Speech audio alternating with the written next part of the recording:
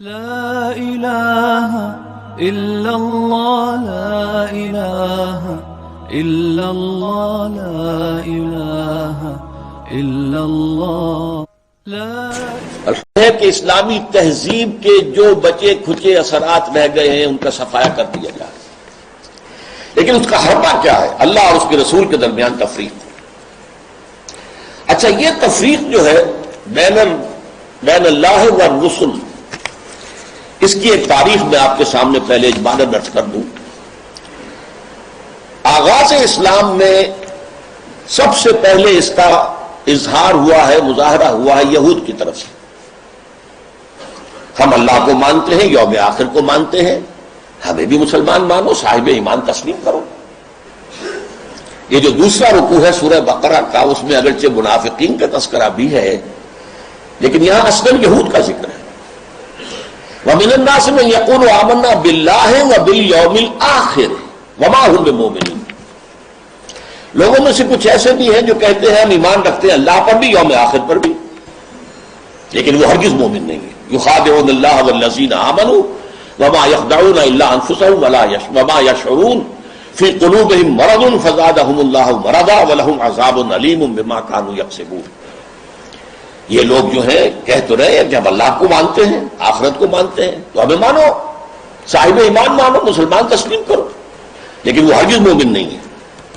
وہ دھوکہ دے رہے ہیں اہل ایمان کو اور کوشش کرتے ہیں اللہ کو دھوکہ دینے کی، لیکن یہ کہ انہیں اندازہ نہیں ہے کہ وہ کیا کر رہے ہیں۔ لیکن صاف فرما دیا گیا کہ ان کے لیے عذاب مہین ہے، وَلَهُمْ عَذَابٌ أَلِيمٌ، دردناک عذاب۔ تو یہ یہود کی طرف سے دعوت تھا، اور خاص طور پر جو ابتدائی عہد تھا مدینہ کا، جس میں کہ 16-17 مہینے حضور نے بیت المقدس کی طرف رخ کر کے نماز پڑھی ہے، حضور نے اور صحابہ نے۔ اس وقت خاص طور پر ابھی یہودیوں کے کان کھڑے نہیں ہوئے تھے کہ یہ کوئی نیا دین آ گیا ہے یا یہ کوئی نئی امت کی تاسیس ہو رہی ہے، یہ تو ہمارے ہی قبلے کو کی پیروی کر رہے ہیں۔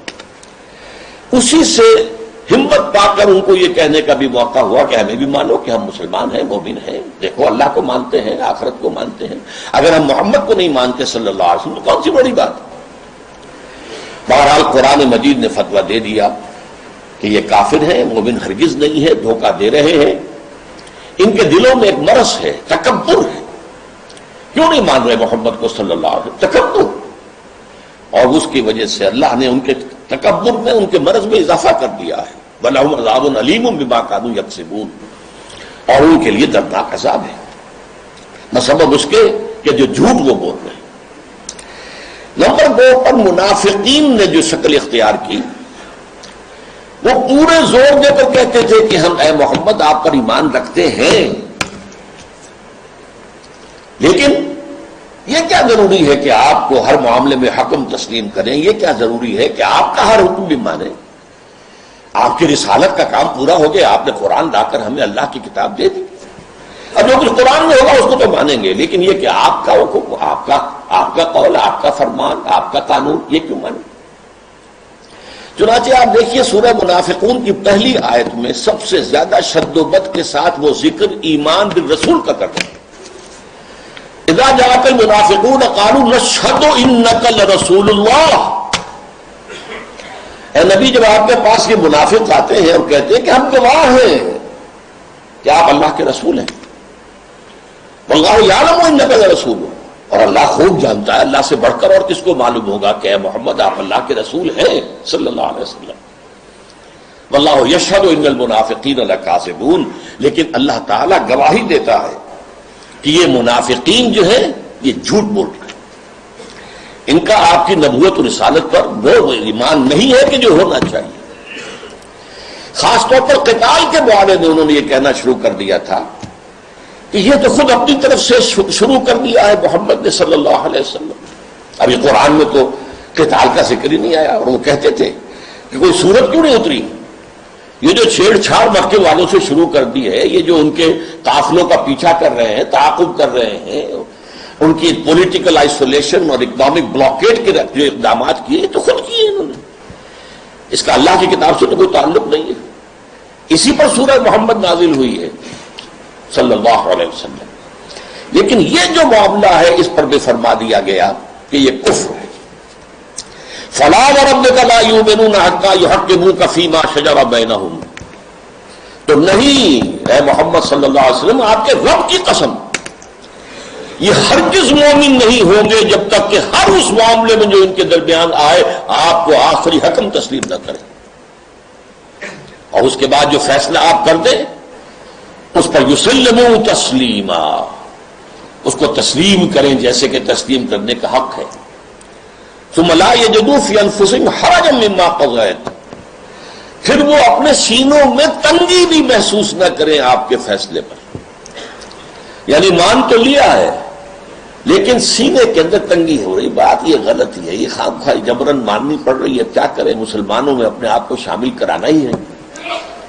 تو فرمایا کہ اگر یہ اپنے سینوں میں بھی تنگی محسوس کریں گے بظاہر اس قول اور آپ کے فیصلے کو تسلیم کرتے ہوئے، تب بھی یہ مومن نہیں.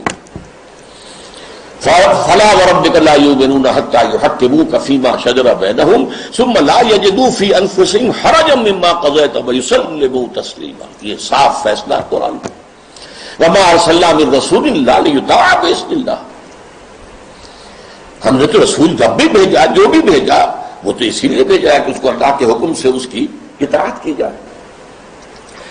اچھا، میں to cut a long story short, اب میں آ رہا ہوں اس دور پر جب کہ امت مسلمہ، امت محمد صلی اللہ علیہ وسلم کی عمر کا 1000 سال گزر گیا. الف اول ختم ہوا، الف ثانی کا آغاز ہوا.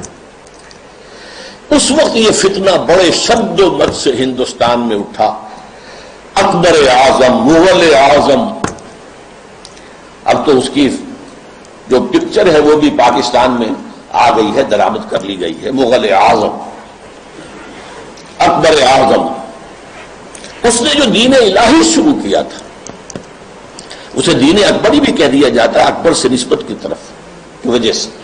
دین الہی اس کا مطلب کیا تھا؟ اللہ کو مانو، باقی رسولوں کے ماننے سے تفرقہ ہوتا، رسولوں کی شریعتیں جدا ہو.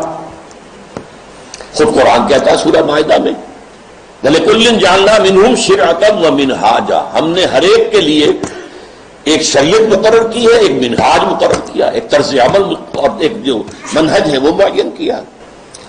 تو جو فرق لوگوں میں آتا ہے وہ رسالت کی وجہ سے آتا. اللہ تو سب کا ایک ہے. وہ تو یہ ہے کہ لوگ مختلف ناموں سے اللہ کو پکارتے ہیں، پرمیشور کہہ لیں، مہادیو کہہ لیں، اور جو بھی آپ چاہیں پرماتما کہہ لیں، اللہ کہہ لیں. یہ سب سے کیا فرق واقع ہوتا ہے؟ وہ ایک ہی ہے، ایک ہی حقیقت ہے.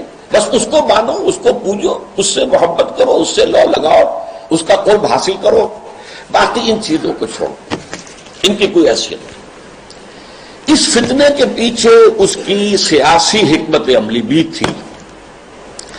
ہندوستان کے حالات کو یہ یقیناً یہ کہ اگرچہ وہ ان پڑھ تھا، بالکل ان پڑھ، لیکن ذہین بہت تھا.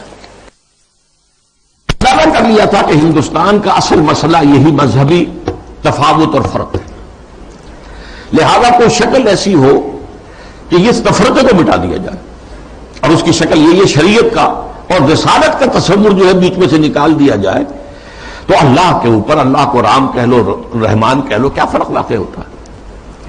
اس سے یہ ہے کہ یکجہتی پیدا ہو جائے گی. ہندو عورتوں سے شادی کی، یہاں تک کہ اس کا جانشین جہانگیر سلیم شہزادہ، وہ بھی ایک ہندو، اجودھا بائی جو ہے اس کے بدن سے پیدا ہوا. ہندوؤں سے شادیاں کی، کئی جو ہے اس کی رانیاں تھیں. تلک بھی لگا لیتا تھا، بتوں کو بھی پوجا کر لیتا تھا، ڈنڈوت کر دیتا تھا. ہر رانی کے ہاں موجود ہے بت، وہاں گیا تو وہاں بھی اس نے سجدہ کر دیا، یا کم سے کم سر جھکا لیا، ہاتھ جوڑ کے کھڑا ہو گیا. یہ سارا فتنہ اس نے شروع کیا تھا ایک پولیٹیکل وزڈم کے تحت، لیکن اس کی ایک تائید ہو رہی تھی، اور وہ تصوف کے جس میں ہماؤست اور وحدت الوجود گڑبڑ ہو گئے تھے. Pantheism and unity of existence, یہ دو چیزیں علیحدہ ہیں، یہ فرق باریک سا ہے. عوام اس فرق کو سمجھنے سے قاصر ہے. یہاں کے تصوف میں یہ دونوں چیزیں گڑبڑ ہو گئی. ہمارے یہاں بھی صوفی شاعر نے کہا ہے نا، مسجد مندر ہکڑو نور. یہ سرائے کے علاقے کے بہت بڑے صوفی، مسجد میں اور منگل میں ایک ہی نور ہے، نور تو ایک ہی ہے. رام کہہ لو رحمان کہہ لو، کیا فرق پڑتا؟ آپ کے لاہور میں مزار ہے کس کا؟ مادھو لال حسین. ابھی مادھو لال ہندو نام،